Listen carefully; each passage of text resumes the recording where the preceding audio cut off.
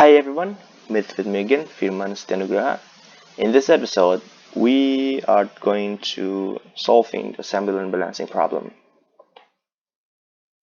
Here's are the equations.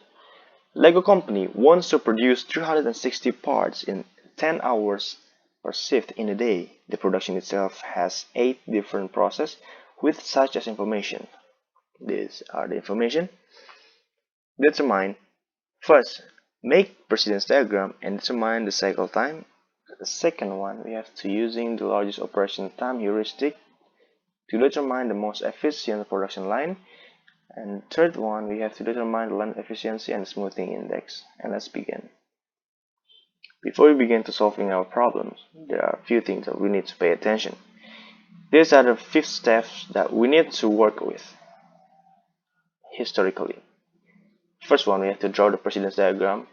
After this step has been done, we can go to the second step to calculate the cycle time, and then determine the number of workstations in the third step. And in the fourth step, we have to make line balancing, determine which process to enter which workstation. And after this step has been done, we can determine the efficiency in the fifth step to measure either how efficient is our production line is. Let's begin with the first step. Draw the precedence diagram. Before we draw the precedence diagram, there are a few things that we need to pay attention on. We have to make sure that there are some process which doesn't have any predecessor, and it will be some process which doesn't have any predecessor. Predecessor means a process that requires particular process to be done before that process can be operated. For example, process C has predecessor process A, which indicates that before we can begin the process C, we have to make sure that the process A is been done. For example, if you want to make rice comes from wheat. Before you can make the rice, you have to make sure that you have wheat on your food storage, otherwise you cannot make any rice. And let's begin.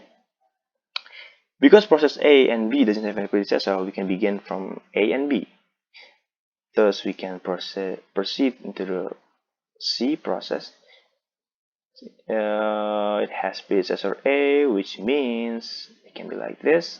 Indicates that it requires process A to be done before it can continue to process C.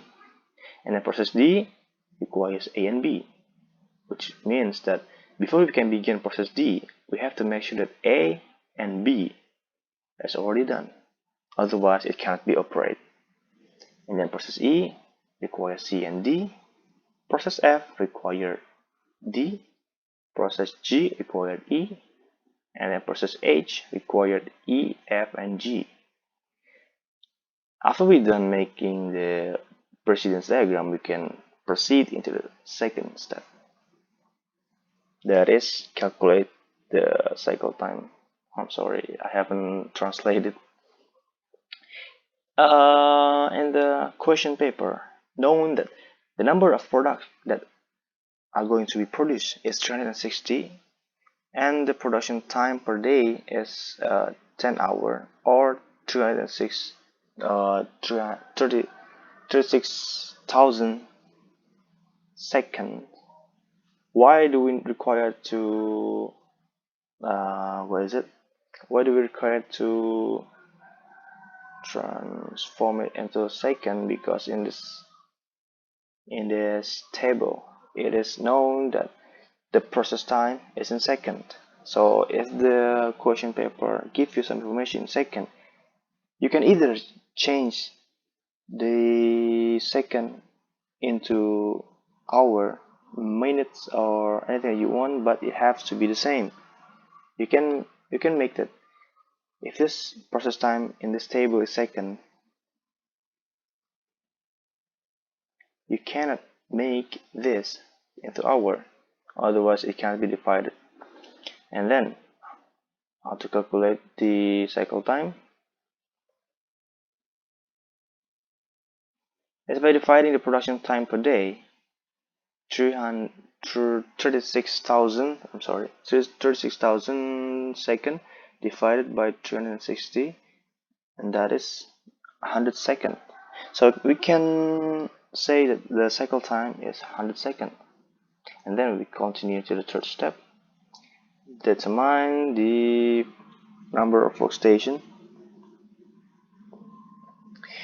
Alright, how to determine the number of workstation is by dividing sum of process time, and this one process time 60, 30, 70, 10, 30, 60, 50, 50.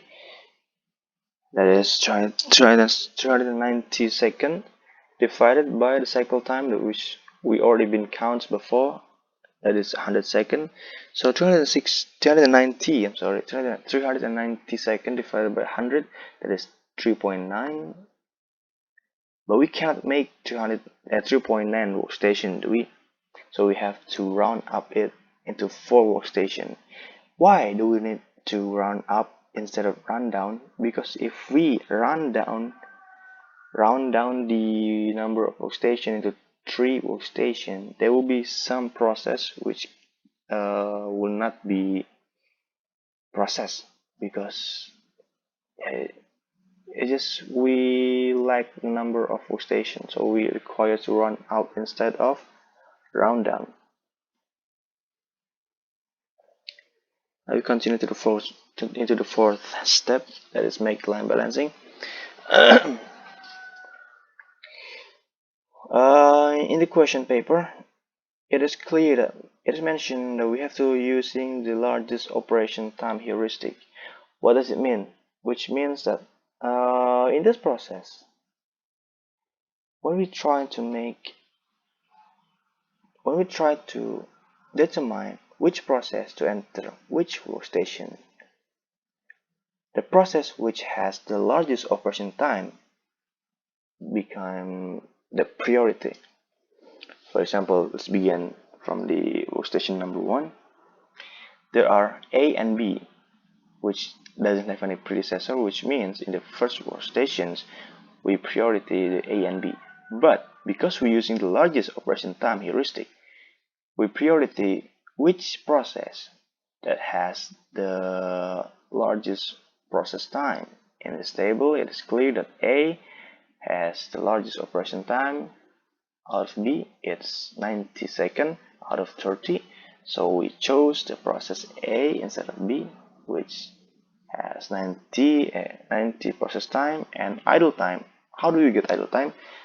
Idle time, we can get idle time by subtract the 100 second.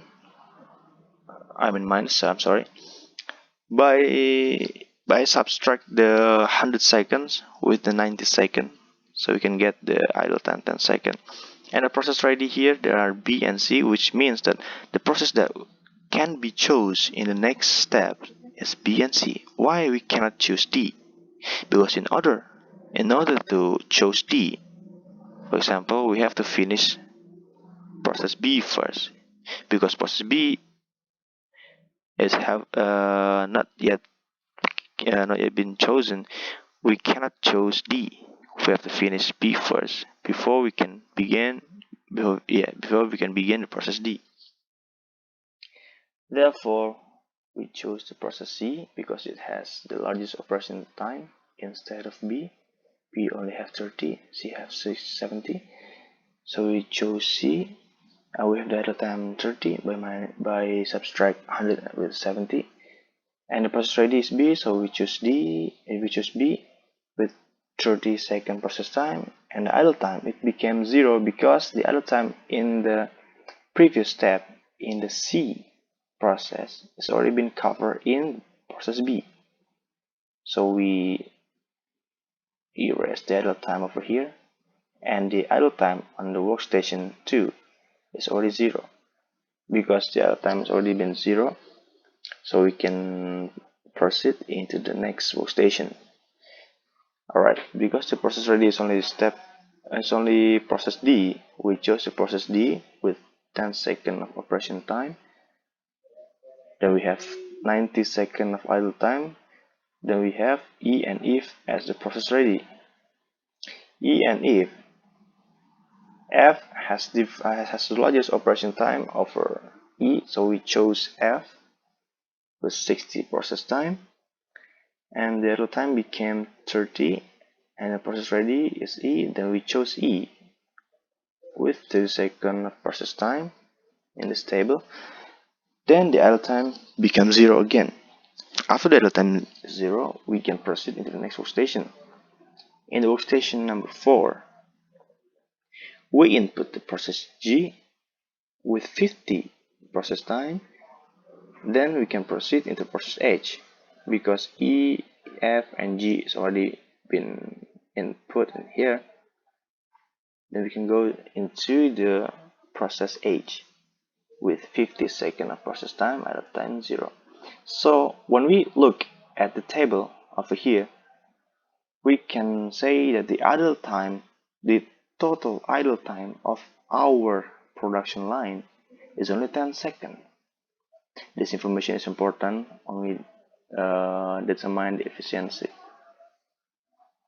Alright, we already know these are the production line that we're going to using. In the workstation number 1, there are process A. In the workstation number 2, there are C and B. Workstation 3, there are D, F, and E. In the workstation 4, there are G and H. It's time to determine the efficiency. I'm sorry, it's typo again. First, we can measure the lead time which whole time that requires to produce one product.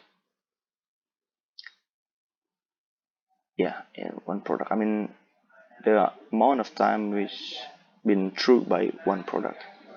Lead time. We can measure lead time by calculating the cycle time multiplied by number of workstation. We have 100 cycle time and 4 workstation. Therefore, lead time is 400 seconds. And the efficiency, we can divide the process time, which is 390, divided by lead time 400. We can get the efficiency 97.5%. And smoothing index is the square total of idle time by it should be square first, multiply by idle time again. Because in this table we only have 10 seconds of idle time, we just go directly over here. 10 0 0 0 100 root, and we can get the smoothing index is 10 seconds. I'm sorry, not 10 seconds, but it's 10. The things that we need to pay attention is the smaller the smoothing index that we can get, the better our production line will be. So the summary: first, the precedence diagram and the cycle time, check. The most efficient production line, check. Line efficiency and smoothing index, checks. So there we have it. We have all set over here. So I think this is enough for today's episode. Thank you very much.